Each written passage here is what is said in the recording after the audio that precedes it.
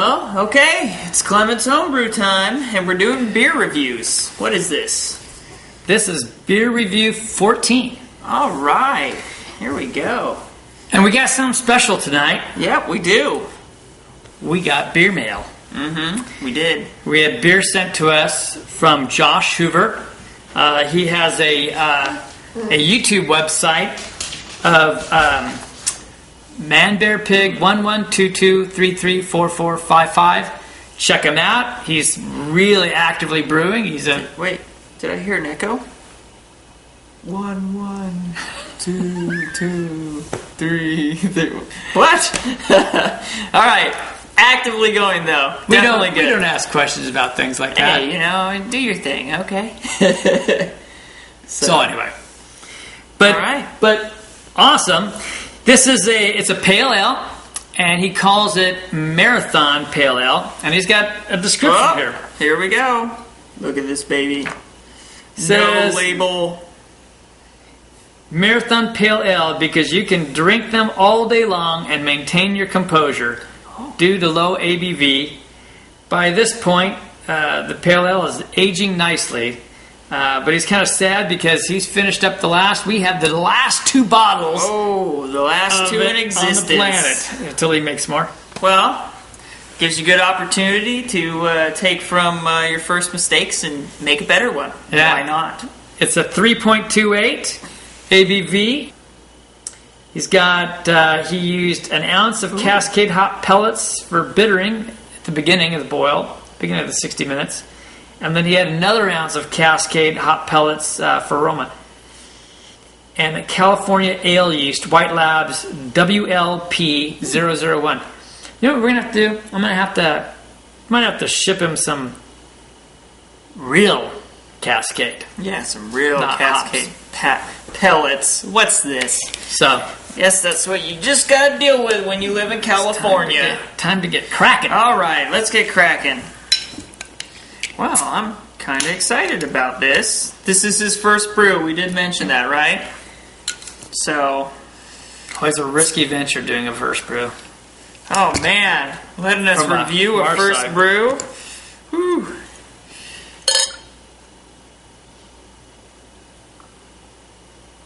At least he got to hear all our good mistakes and not do them himself. Wow, that has it's got nice fermentation coming off the bottom. It's about 1.5 fingers on there. Well, I do a little more aggressive pour than Christian. But hey, I'm nice and gentle. But the we got, ladies appreciate it. We did the Pilsner glasses because he's got these Pilsens.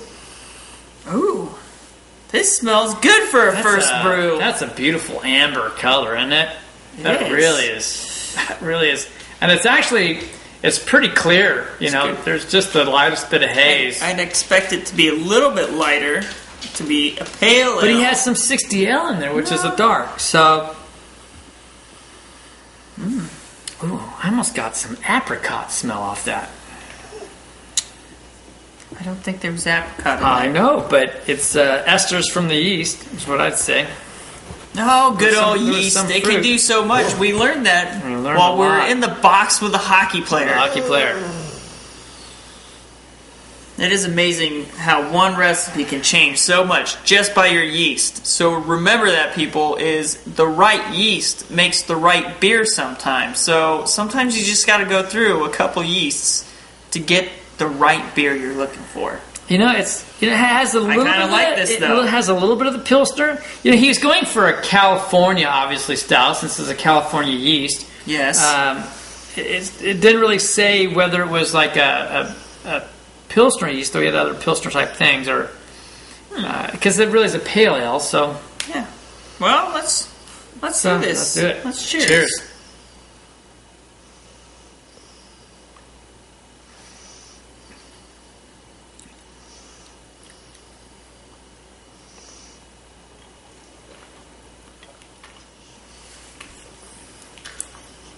This is really impressive for a first beer. Yeah, actually. I'd say that this is a damn good first beer. I mean, remember our first brew? we had year-old yeast. Or, well, not yeast, but year-old everything, so. Our second brew is okay. Our third brew was, I don't know if our third brew is as good as this is where it's nice to have someone that has been through the crap and knows what not to do, giving you a few tips, huh? Yeah. Because this is an excellent first brew. So this is interesting. So I did get some sweetness at the beginning, and it did make me think of apricot a little bit. Not like an apricot beer, not like Pyramid, which you love, but had a little bit of sweetness. And then as I let it sit on the backside, that bitterness is coming through. Yeah. Well, I mean, it's definitely a pale ale. It's missing flavor or depth. I think that's definitely what I'm missing there. Is like you can get a lot of flavoring and depths in pale ale, and it's missing the complexity. The complexity, exactly. I mean, obviously this is a smooth drinker and you can drink it easily, but you're not being able to savor the flavor, which is why we drink beer. We like the flavor. Do you get, I've had this with other beers, I had this with one of our beers. Do you get like the soapy taste, what I call a soapy taste at the end?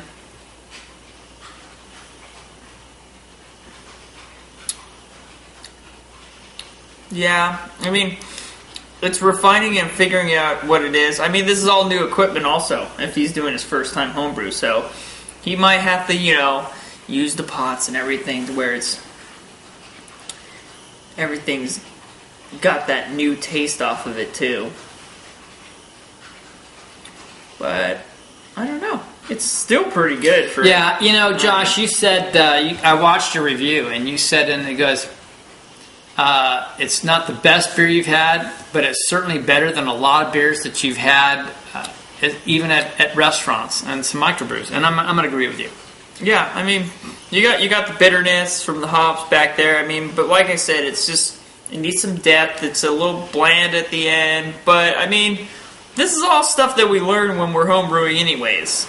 So, but for first beer, I say cheers. Yeah, this is really, cheers to really that. Good, actually. This is a pretty good beer. Now, we're gonna have to rank it because you're That's on what we do. The beer review. So I think for me, that bitter soapy taste at the end kind of throws me a little bit. I'll be honest. I'm guessing that has to do with the hops. Might be the pellet hops. It could be the pellet hops. Wrong. Got to get some good hops down to him. And then I'm going 73, 74. I don't know exactly where to drop that. Well, I guess. I mean, that's good to average. I'm just going to put it at 70. I mean, it's not that I would only drink this if it's cold, but I live in the Northwest and I can pick up plenty of beers anywhere else. We are very But spoiled. I would be very proud of this beer if it was my first homebrew. Yeah. Because let's face it, we had to skunk ours. So, and somehow we didn't give up and consider a new hobby. We kept going. So. We did. And it was pretty awful. That was only 4 beers that had been brewing for a while that that's considerable for. So, cheers to you, man, bear, pig. 1, 1, 2, 2. I'm tired. Yeah. There you go. But thank you. We appreciate it. We love tasting do. everyone else's homebrews. Don't think we're being harsh. I got a text from him today saying, I'm a man, I can take it. Yeah. So, be honest. So, I mean, hey, we're just looking at perspective from brews all across the board, and that's what we gave it. So, I mean, that's pretty good. I mean, and I would, Josh, out there. I would really look for, if you're going to work on your pale ale, a couple things. Look at both the hops, but I really want to encourage you to take a look at other yeast to try. And we just did the whole... I got to try those Hokey homebrews. Yeah, Hokey homebrew Wednesday was... And, boy, the variance with the yeast was something. And I would say with some of the ingredients you had here, I would encourage you to look at a Pilsner yeast. I would think that could really make a big change on how this beer comes out. I think that would work nicely. Hey, you're starting with decent or good, and then we're looking at making it better, right? So keep home brewing. That's to everyone too. Keep on home brewing and keep on learning. Yeah, we might post this recipe up so people can take a look at this recipe too. Yep. Alrighty. All right. Well, cheers to everyone. Cheers to you. We're going to enjoy the rest of the night, and you guys enjoy yours too. All right. Happy Excellent. beer reviews.